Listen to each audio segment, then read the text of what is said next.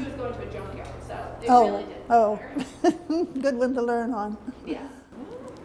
We are recording. Dr. Cornelia M. Dettmer is a woman ahead of her time.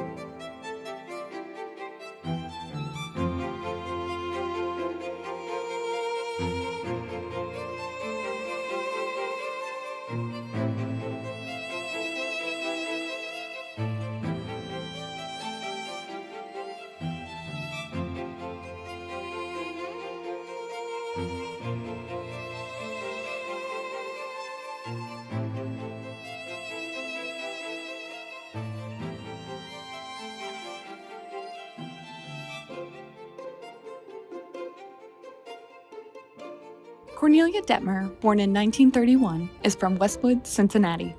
An all-star athlete and valedictorian of her class, she graduated from Western Hills High School in 1949. She graduated from Vassar and the University of Cincinnati as one of only 2 women in her class and became a medical doctor in 1953. Dr. Dettmer not only went on to become an award-winning physician and the 2-time mayor of an Ohio town, but she is perhaps best known for founding the Hospice of Cincinnati, the 4th oldest nonprofit hospice in the country. I had the honor of sitting down with Dr. Dettmer and telling the story of this exceptional Cincinnatian. Dr. Dettmer and I met at the Clifton Branch Library in November 2021 and January 2022. I asked her about her life, her career, and what's next for the woman who's had it all. Would you tell me about where you grew up? I grew up in Westwood in Cincinnati. I consider it my hometown, although I've left it 5 different times. I lived a couple of blocks from Westwood School and thoroughly enjoyed that. I remember being invited one time to give a talk to the 5th grade class. I was so proud. I talked about horses and played the clarinet and was able to walk to school. We were just a couple of blocks away. From there, you go to junior high.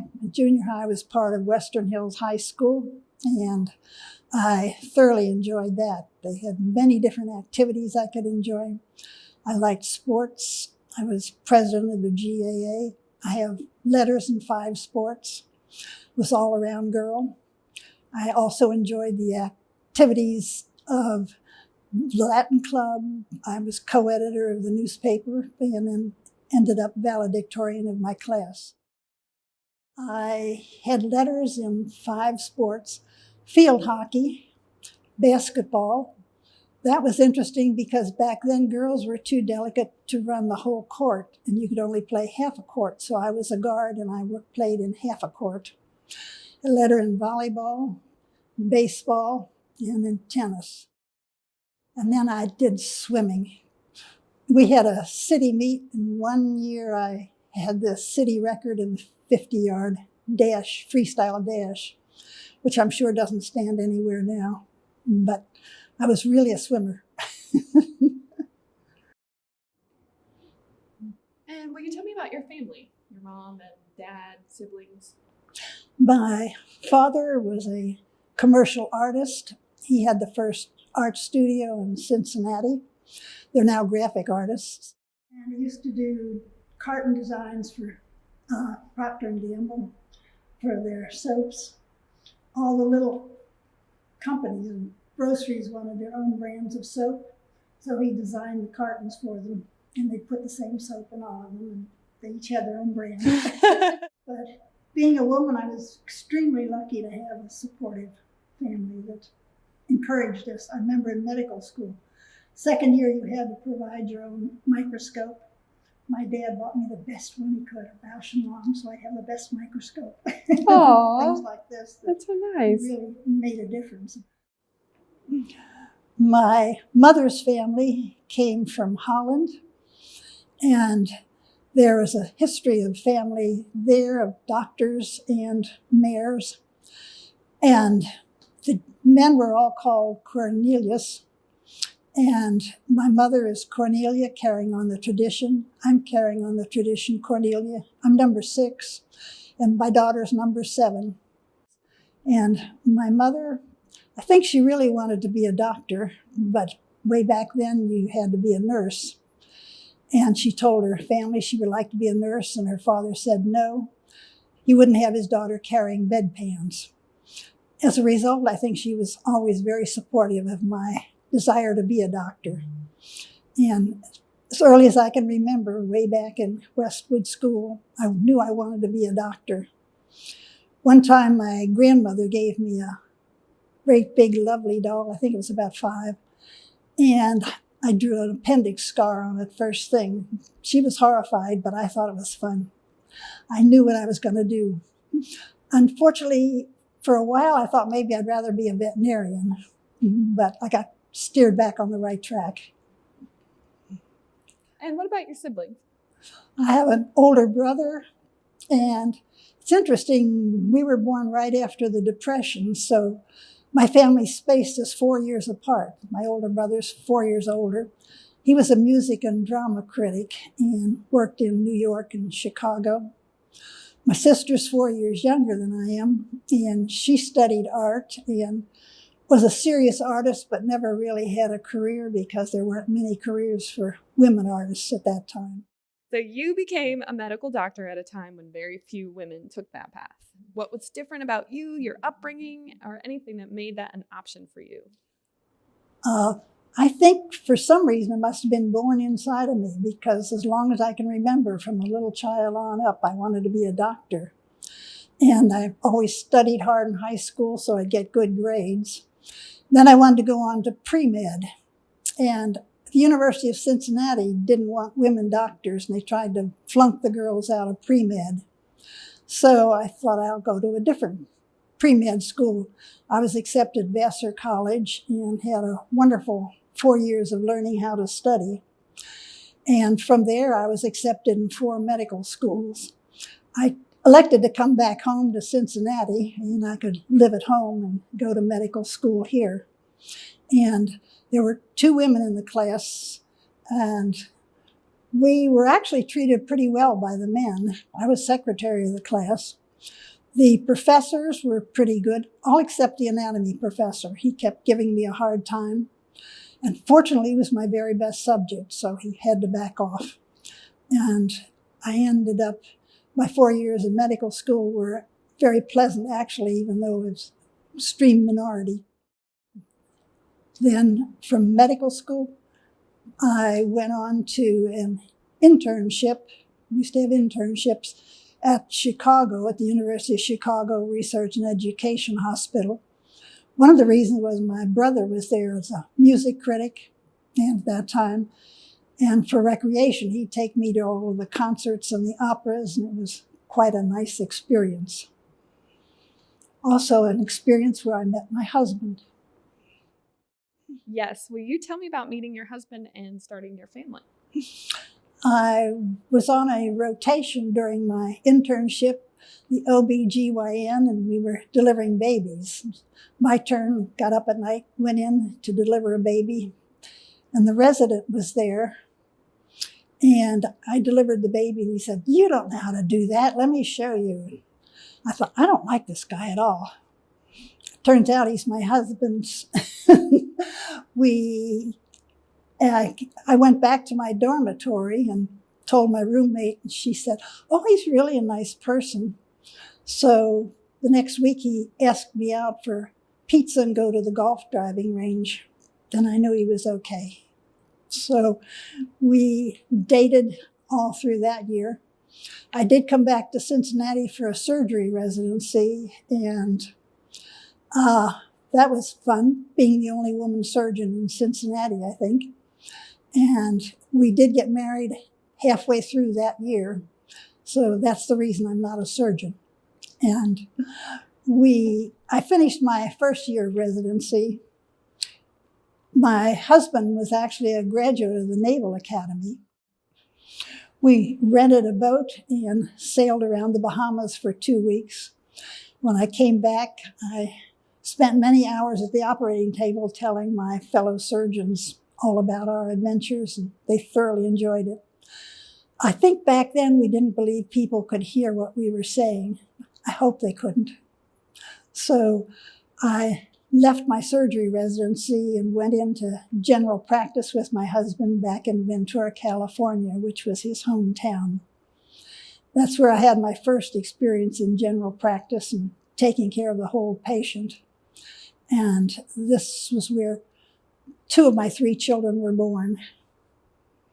I immediately, within first year of marriage, had my first son.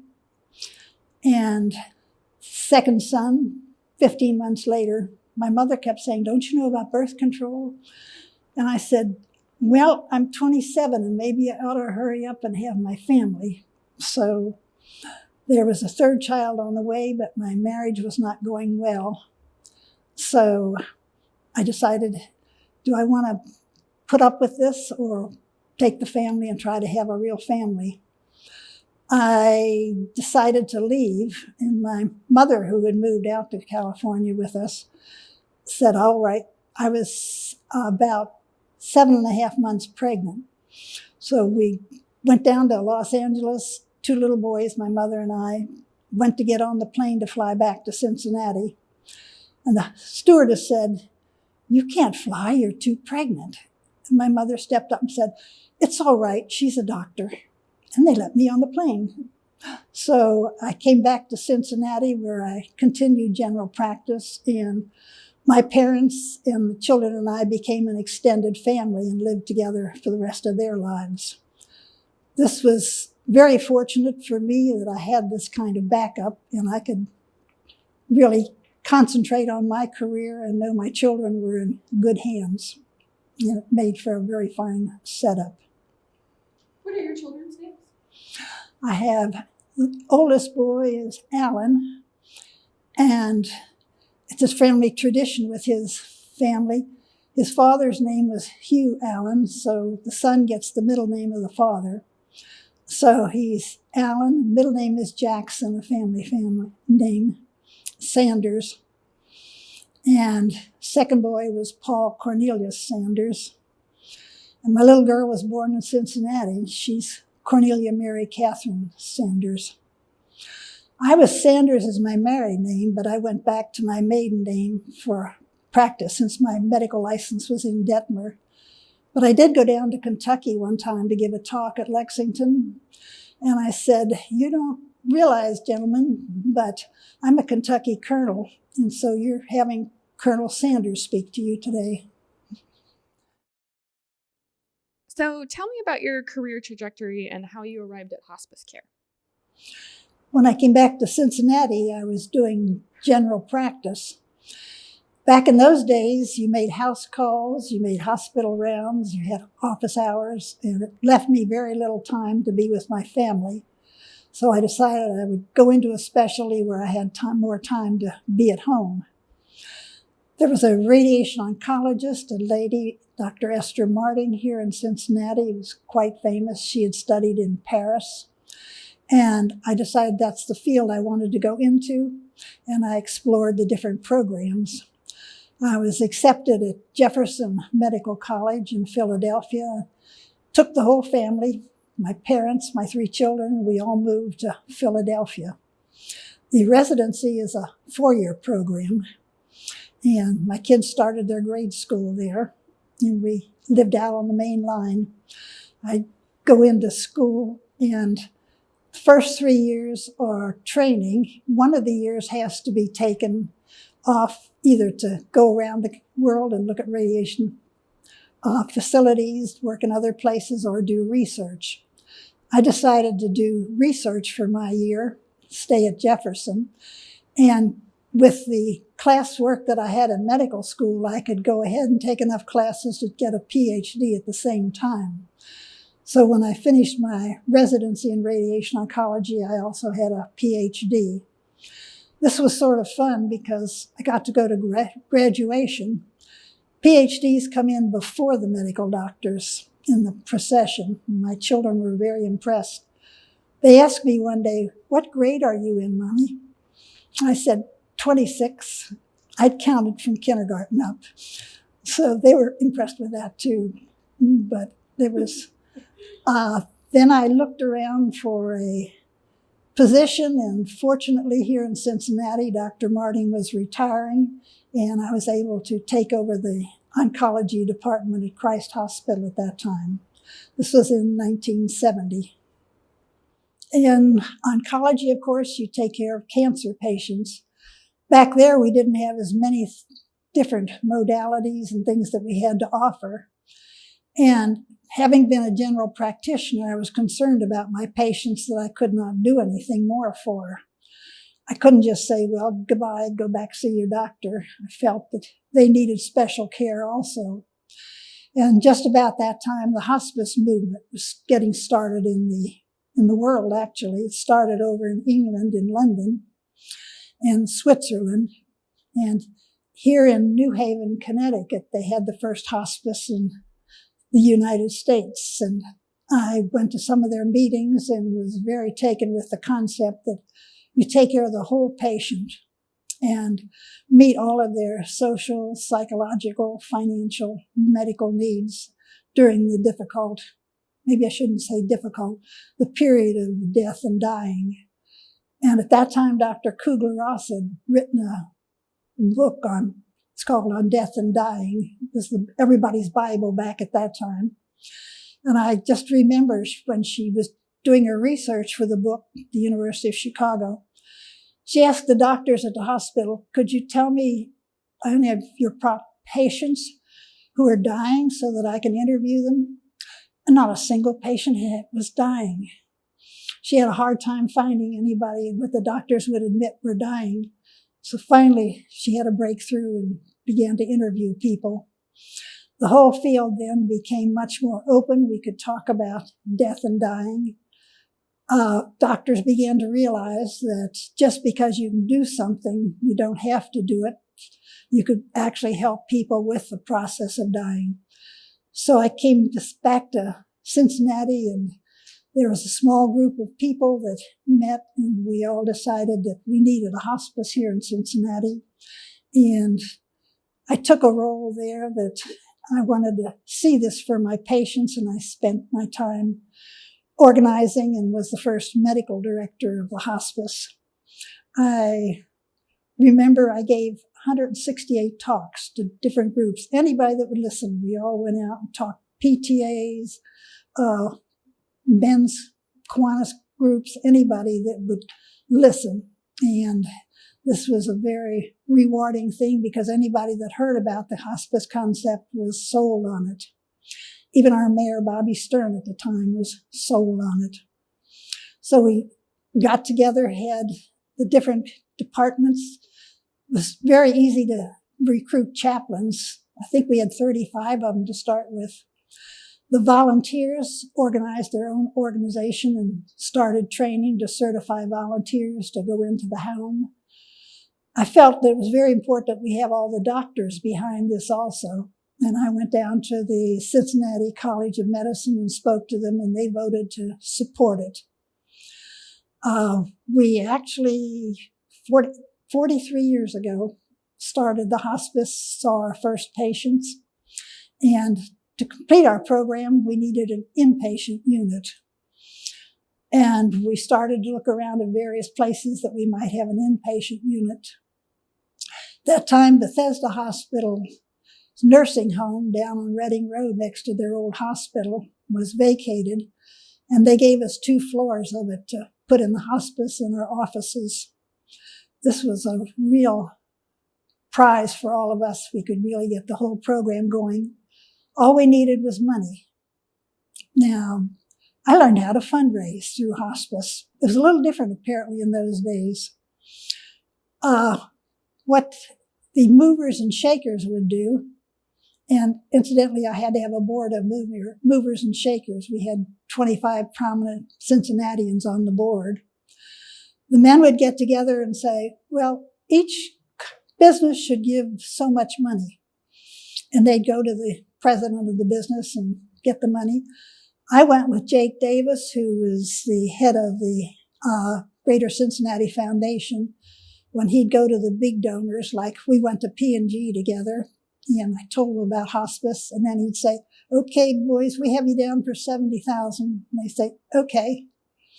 And we raised over $700,000 this way. And the other big thing that made the hospice possible was the Greater Cincinnati Foundation. The executive secretary, Carolyn McCoy, heard about the hospice, and we put an application in, and she liked it and passed it on to Jake Davis, the director. And I remember meeting Jake, and delightful man. And they decided to give us $70,000. It's the largest grant they'd ever given to anybody. It was unrestricted. Believe it or not, $70,000 was the highest they had ever given at that point. And that was for 2 years, unrestricted. And he told me, don't spend this needlessly. I said, no, sir, we'll be very good with it. But he was a great supporter of hospice. Carolyn actually went on to be on the hospice board later on and worked very actively for the hospice. So we actually were in business, and the hospice was alive and well, taking care of the death and dying. And why set Hospice of Cincinnati up as a nonprofit organization? Originally, no one even thought of profit. This was not being done. The first lady, Dr. Cecily Saunders in London, had a hospice, and they took charity patients actually most of the time. One of the major reasons is there was no coverage. Insurance companies did not recognize a hospice. It didn't exist. In fact, when we went to remodel the nursing home as a hospice facility, inpatient facility, the Corva, who has to approve all things, turned us down, that we couldn't do it because they didn't have any category for a hospice. Everybody in the city was up in arms, so they said, okay, we'll license you as a skilled nursing home. So there was no profit in this for hospice care. And it took about 4 to 5 years for the government to decide that they would try to finance hospice care. And then the private insurance companies got into it. So then people saw, maybe we can make a profit on this. And after that, many profits started. I felt that it should never be a profitable organization. It's a nonprofit, charitable thing that takes care of a special need in our medical community. I spent 10 years at Christ Hospital. The hospice was well on its way and established. And on a golf vacation to Florida, I took regular vacations, I found out that there was a brand new cancer center being built in Clearwater, Florida. So I went down and interviewed, and I got the position. Later on, I asked them, why did you choose a woman for the job? And they said, oh, you were the only one that didn't mention money during their interview. So I thought, very good, I'll do my job down here. And we started a brand new center. Name was the Lykes Cancer Center, Lykes. That's the steamship line, and the widow gave the money for the center. And I remember some of our programs. One of the things that was most fun, after the second year, we had a celebration of life. I notice now lots of people have celebrations of life, but I think back in 1982, that was the first one I had ever heard of. We spent a week having all different things for the patients. We'd have parties for them. We had a golf tournament for them. We had speakers. Families were invited to some of the events. And it became a very big thing. We joined the American Cancer Society in these functions also. I spent 3 years down there. I didn't really like Florida. I was working hard. I thought I would be able to golf and have a lot of free time, and I didn't. And then they wanted to change the contract that I had. I was in charge of it. and in charge of the therapists, and they wanted it to be open to any therapist that wanted to use it.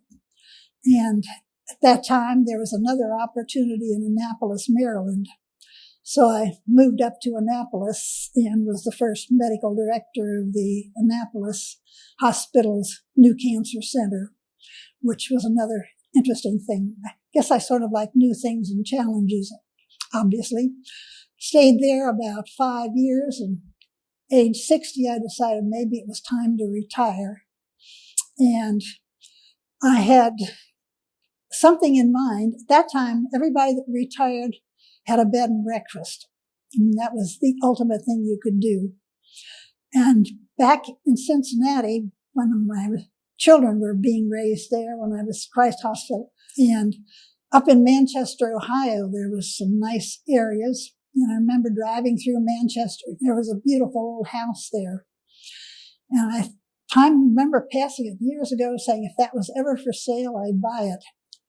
It was an 1856 mansion, and I drove back through Manchester, and it was for sale. So I guess it was to be that was to be mine. It had been in one family for 5 generations, and the last generation was a bachelor, and he had just passed away, and the family had all moved elsewhere, so they wanted to get rid of it. They put all the contents of it, the furnishings, up for auction. It was everything that had ever been in the house for the 100 and some years that it existed. So I bought all of the furnishings and took the house and redid it and put it on the National Historic Trust and opened a bed and breakfast there. This was really exciting to me, a whole new thing to do. Adams County is a beautiful little county. It's quite historic, and Manchester is an extremely historic town. It is the 4th longest permanent settlement in Ohio. So I thought we ought to build on this, because I discovered here I had a nice bed and breakfast, but Manchester's not a destination, and I wanted to make it a destination.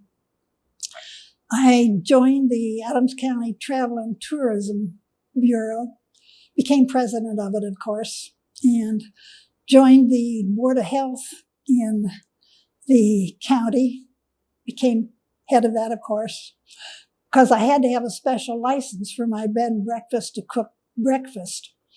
And restaurants have to have different levels of licenses, and I found out all about that, so I ended up in the Board of Health.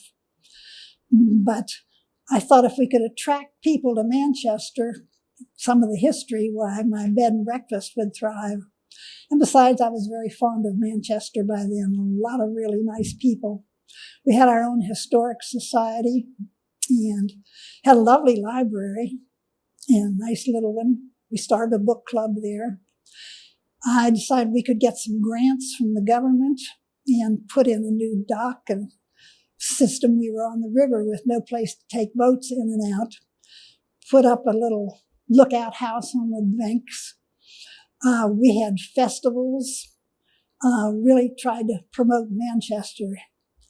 And I thought the best way to promote it maybe is if I were mayor. So I ran for mayor. No one had ever had a mayor's campaign. You just announced you were going to run for mayor, and that was it. But I had a committee, and I made a brochure, and I got a lovely little letter from a former resident in Manchester, and he said, "So glad I hear you're running.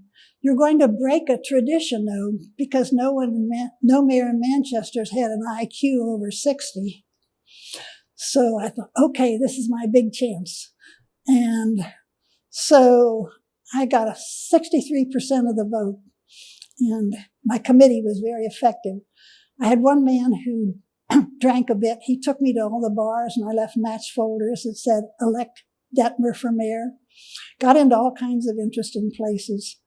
So that started my political career and led to getting grants, various things for our city. We got our school district actually removed from a bigger school district. We had the Manchester High School, built a brand new one, and all kinds of projects. I spent, almost 18 years there. And finally decided it was time to retire again and moved back to see my visit back in Philadelphia, near Philadelphia in Wilmington. I moved back where my son was. He's a nuclear engineer at a power plant in New Jersey, and spent 5 years there. Then, because of health reasons, I thought maybe I'll come back to Cincinnati where my daughter, who is also a radiation oncologist, is located. So this is now my permanent home and feel right at home, get involved with the hospice again. I have had fun since I'm one of the remaining founders that's still around here, and I can tell them about their history. We hear all the time that women can't have it all. You've had so many accomplishments. Do you ever feel like you've had to sacrifice family or career? I was extremely fortunate in that I did not have to sacrifice too much. I had a very supportive family. My parents encouraged my career. I enjoyed all of my schooling. Marriage was not a great success, but I had 3 wonderful children. And moving back with my parents, they could take care of my children, and I didn't have to sacrifice anything there. I could pursue my career. The career has, I guess, been my specialty, and I've done many different things. But yeah, I don't think it's been at the expense of anything. I remember feminism came in back in the 70s, and I really was not part of the movement. I was actually out there doing it. Sometimes I wonder how, but I think I'm more of a feminist now than I was before. I've had a full life, experienced many different things, and thoroughly enjoyed it. Don't feel deprived of anything. I think I've been very lucky. I don't feel like I've had to sacrifice anything. I've had it all. But due to some very unusual circumstances, when I was divorced, I went to live with my parents. My children, I feel, always had somebody at home that cared for them when their mother couldn't be there. And I could go off and do all these things that I really wanted to accomplish. But what I often did as a mother, I would take a vacation with one child at a time, and we'd do something very special. Gone to Europe with them, gone west hunting for arrowheads down to Grenada. I'd take each one and have special times with them. Of all the amazing things that you have done in your life, how would you like to be remembered? Oh, goodness. Well, I think maybe there's an old English proverb, and 5 words, and it's what I'd like people to remember. It says, "The heart that giveth gathers." And I've had a wonderful life gathering, and I hope I've given to many along the way. There, that ought to end it. Is there any other accomplishment that you would like to tell me about that we didn't mention? Yes, there's one other that I'm currently pursuing. At age 80, I took up watercolor painting, and I enjoy doing botanical watercolors and have joined the local society, and this is probably what I'll continue to pursue.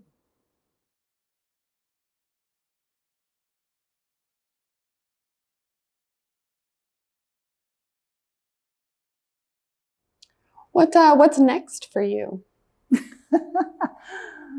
Ask that to any 90-year-old, and somebody's got to help me with that. I'm looking for something now that I have not done, so